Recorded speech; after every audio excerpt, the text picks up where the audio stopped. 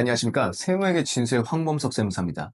오늘은 국세청의 체납자에 대한 조사를 말씀드리고자 이 자리에 나왔습니다. 국세청은요, 고액 상습 체납자에 대해서 재산 추적 조사를 실시하고 있거든요. 근데 그걸 매년 강화하고 있습니다. 왜냐하면 실적이 괜찮거든요. 2022년도 기준으로 봤을 때 재산 추적 조사로 2.5조 원의 실적을 냈는데 2024년 기준으로는 2년 만에 2.8조까지 뛰어버렸어요. 그렇기 때문에 점점 그 역량을 강화해 가고 있는 상황입니다. 그래서 재산 추적 조사 전담반이라는 걸 운영하는데 과거에 25개에서 현재는 73개로 늘어났어요. 국세청이 체납을 중요하게 생각하는 이유는요. 국세청이 과세를 하더라도 실질적으로 세금을 징수하지 못하면 의미가 없어요. 그렇기 때문에 재산 추적 조사 역량을 점점 더 강화하고 있는 것이고요. 그래서 대표적인 사례 3가지를 말씀드리도록 하겠습니다. 첫 번째 사례는요. 갑이 사망 전에 고액의 부동산을 매각했습니다. 고액의 부동산을 매각하면 뭘 내야 되죠?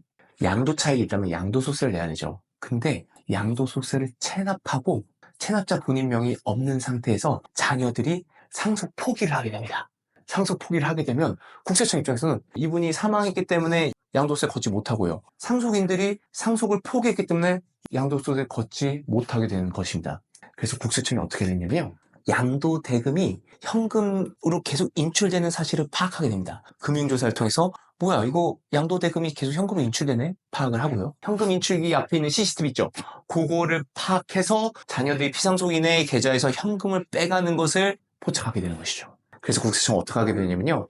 압수수색 영장을 발부받아서 바로 자녀들의 거주지를 수색하게 됩니다. 그래서 현금 다발들이 있는 것을 파악하고 그걸 다 압류해서 세금에 충당하게 되는 것이죠. 근데 왜 이게 가능하냐면요.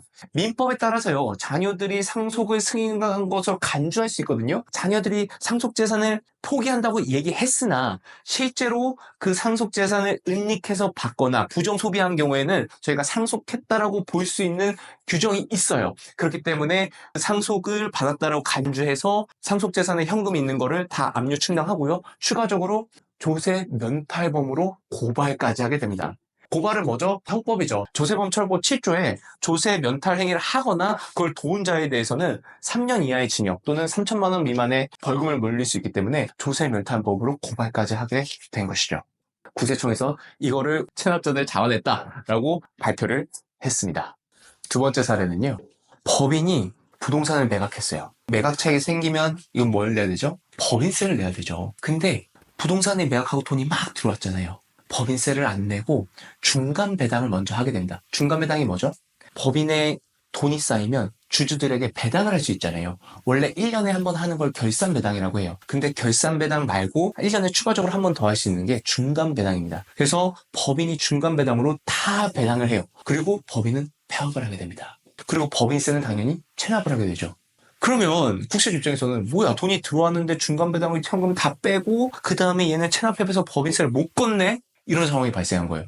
그래서 국세청이 어떻게 했냐면 사해행위 취소 소송이라는 걸 제기했습니다. 사해행위 취소 소송이란 채권자, 채무자의 관계에서 이 채무자가 이 채권자를 해야 할 것을 알고 있음에도 불구하고 본인의 재산을 감소시켰을 때 채권자 입장에서 뭐지? 그건 인정할 수 없어 해서 감소시킨 재산을 원복시키는 것, 원상복구시키는 것을 사해행위 취소 소송이라고 합니다. 국세청 입장에서는요, 이 법인이 분명히 부동산을 매각했기 때문에 납부해야 될 법인세가 있어요. 그러면 법인세 채권이 있는 것이죠. 근데 그럼에도 불구하고 이 법인이 뭘 했다? 돈 들어온 걸 다 중간 배당을 통해서 자산 가치를 낮췄다. 그러면은 채권자인 국세청이 이 법인을 상대로 사해행위 취소 소송을 제기할 수 있는 것이죠. 국세청이 사해행위 취소 소송을 제기해서 중간 배당할 현금을 다시 이 법인에 돌리고 세금을 징수한 사례가 두 번째 사례였습니다.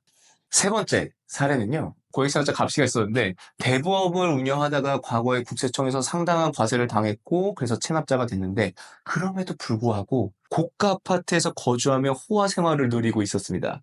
국세청은 먼저 소비 지출이 많은 배우자의 금융계좌를 정밀 추적했고요. 그 정밀 추적 과정에서 다른 친인척, 약 10명의 친인척 계좌까지 파악하게 됩니다. 근데 그 친인척 계좌를 금융조사를 쫙 하면서 현금의 흐름을 보다 보니 고액이 왔다 갔다 하는 것이 눈에 띄게 돼요.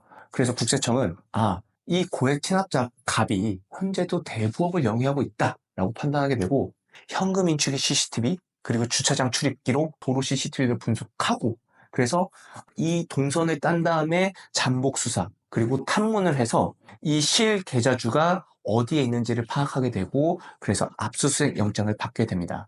그리고 실제로 그 고액 체납자의 집에서 어마어마한 현금 뭉치를 발견하게 되고, 그거를 징수하게 되는 것이죠.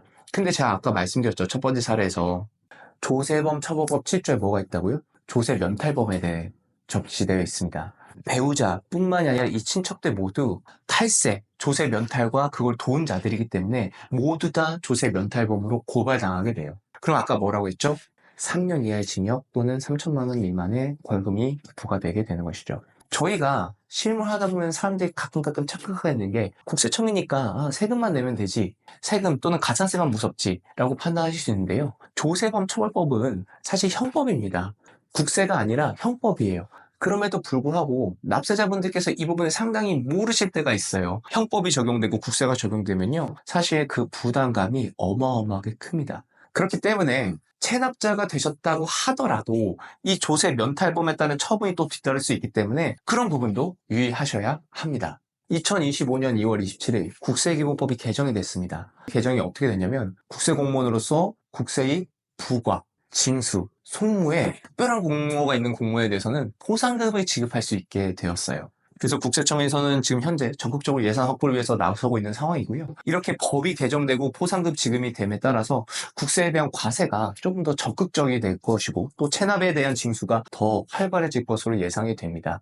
오늘은 끝날 때까지 끝난 것이 아닌 국세청의 체납조사, 과세로 끝난 것이 아니라 세금을 체납했으면 그 체납된 세금을 걷기 위해서도 조사가 계속되고 있다 라는 사실을 말씀을 드리고, 또 이것을 재산추적조사라고 하는데 그 범위를 점점 더 넓혀가고 있다라는 것을 말씀드리면서 오늘 영상을 마치도록 하겠습니다. 경청해 주셔서 감사합니다.